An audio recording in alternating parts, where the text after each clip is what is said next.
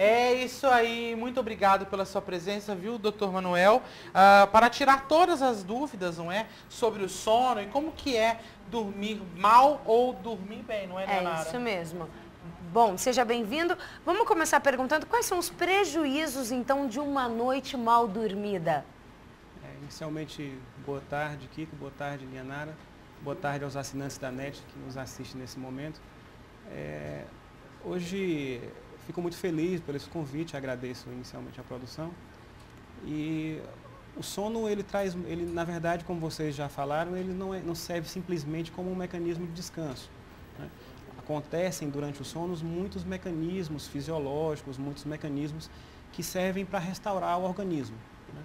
Na medida em que o tempo vai passando, na medida em que as noites vão ficando cada vez mais mal dormidas, as chances de acontecerem problemas ao longo da vida também vai aumentando. A gente já sabe, isso aí já está muito bem comprovado por estudos feitos principalmente em algumas universidades americanas, em que está comprovado que as pessoas que dormem mal e que têm alguns distúrbios do sono têm um risco até 4 vezes maior de morte. Eu não estou falando em questão de qualidade de vida, que isso é extremamente importante, eu estou falando de morte. E se a gente quer pegar um desfecho que marca mais a população, esse eu acho que é um dos mais marcantes. E já está também comprovado que o tratamento desses distúrbios reduz esse risco de mortalidade em até 3 vezes. Então, eu acho que hoje é indiscutível a pessoa dormir de forma reparadora. Né?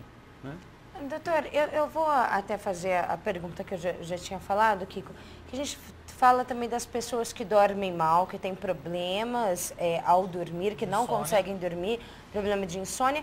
E tem aquelas pessoas também que dormem bastante ou que parece que precisam de mais de 8 horas para sentir o corpo descansado. O porquê que acontece isso também? A necessidade de sono, ela muda de pessoa a pessoa. Né? Cada pessoa tem o seu ritmo biológico individual. Né? Existem algumas pessoas que a gente chama que são os dormidores longos. Que são aqueles que dormem mais de 10 horas de sono e que necessitam desse tempo de sono para que consiga manter suas atividades de vida diária de forma tranquila. Né? Já outras pessoas são os dormidores curtos, que precisam de menos de 6, 4 horas de sono, que para ele aquela quantidade de sono é suficiente. Agora, é bom deixar claro que isso é exceção. Né? A grande maioria das pessoas precisa em uma média de 7, 8 horas de sono para se conseguir manter ativo sem nenhum distúrbio que isso possa ocasionar. Né? A gente sabe que, infelizmente, hoje em dia, pelos compromissos sociais, pelas dificuldades de vida diária, as pessoas estão, nossa sociedade, cada vez mais exigindo por conta do trabalho, por conta dos compromissos do dia a dia, né? Isso. O dia a dia está realmente muito corrido e está, a cada dia que passa, buscando mais, não é? A gente se dar no nosso dia a dia. Então, a noite realmente precisa, doutor, é isso? O que está acontecendo é que as pessoas estão ficando cada vez mais comprometidas com algumas outras coisas e esquecem de si mesmas. Né? Então, elas não estão conseguindo dormir o mínimo necessário para que tenham uma vida com uma boa qualidade. Né? Então, o que acontece é que a nossa necessidade é em torno de 7 a 8 horas em média. Isso varia, claro, de pessoa a pessoa. Né? Doutor, e quais são os sinais de que a qualidade do sono vai bem ou então e quando é preciso procurar um auxílio médico?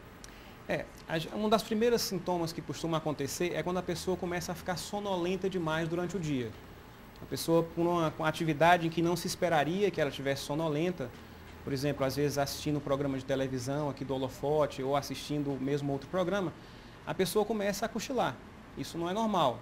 A gente está basicamente em torno de meio-dia e meio, não se espera que a pessoa nesse horário do dia comece ao assistir uma atividade que tem alguma interatividade, cochile. Né? Outros problemas são principalmente relacionados aos roncos e às apneias. Né?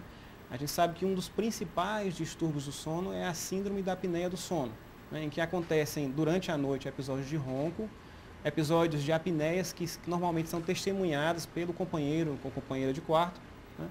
E que com o passar do tempo, vão levar a essa sonolência excessiva diurna.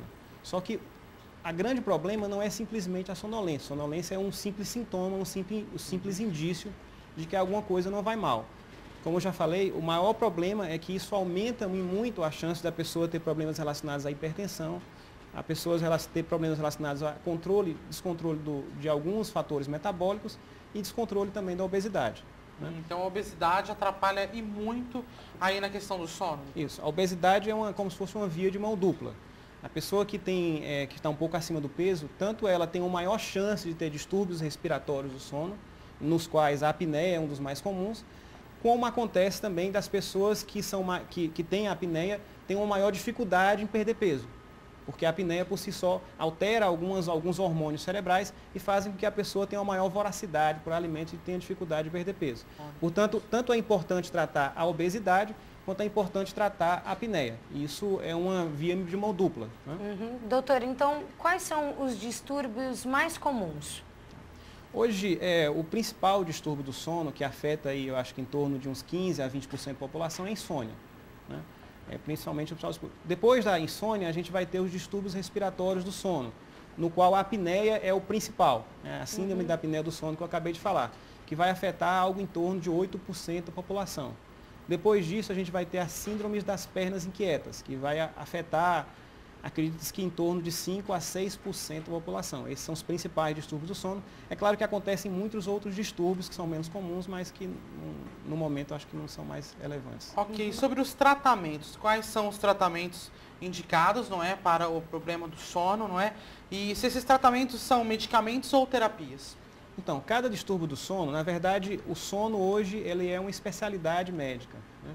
Hoje o médico neurologista, ele depois de termina sua formação em neurologia, ele vai fazer mais um ano para estudar os distúrbios do sono, né? Então, os problemas do sono, eles são bastante amplos, né? A gente não tem como juntar todos os problemas em um só, não tem como dar um remédio ou um tratamento relacionado à terapia. Cada problema precisa do seu diagnóstico adequado e consequentemente, do seu tratamento adequado.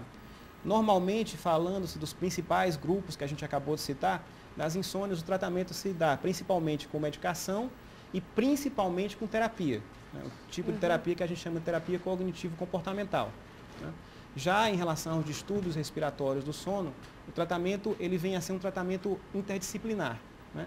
No qual envolve o otorrino, no qual envolve o pneumologista, né? Em que pode ser feita cirurgia em alguns casos, pode ser feito em alguns casos o uso de um aparelho chamado CPAP, que é um aparelho de pressão em que a pessoa dorme com o aparelho e que aquele aparelho evita que a garganta da pessoa feche à noite e a pessoa apresente durante a noite vários episódios de perda de parada da respiração, né? Isso faz com que a pessoa tenha um sono que a gente chama de sono restaurador, que é aquele sono em que a pessoa realmente descansa, se sente bem, se sente descansada e que rejuvenesce suas funções fisiológicas que é tão necessário. Doutor, então, para o nosso assinante NET que está acompanhando aqui a nossa entrevista, qual a dica para que tenhamos, então, uma boa noite de sono? O que a gente sempre pede às pessoas são medidas de higiene do sono, medidas de higiene básica do sono. Em primeiro lugar, a pessoa tem que ter horário regular, tanto de deitar quanto de levantar, né? O organismo, na medida em que você perde os horários de deitar e levantar, ele desaprende que isso é necessário naquele momento, deitar e levantar, né? É importante que a pessoa evite, durante a noite, atividades que vão, como se fossem, ativar o seu cérebro, né? Por exemplo, evitar ficar fazendo uso de cafeína. Cafeína é complicado. Cafeína é que vai estar no café, no chocolate, em uma série de substâncias, principalmente depois das 17 horas, né? Evitar atividade física extenuante depois das 17 horas, né? Evitar o uso de algumas refeições pesadas à noite, principalmente também depois desses horários das 17 horas, né? É isso aí.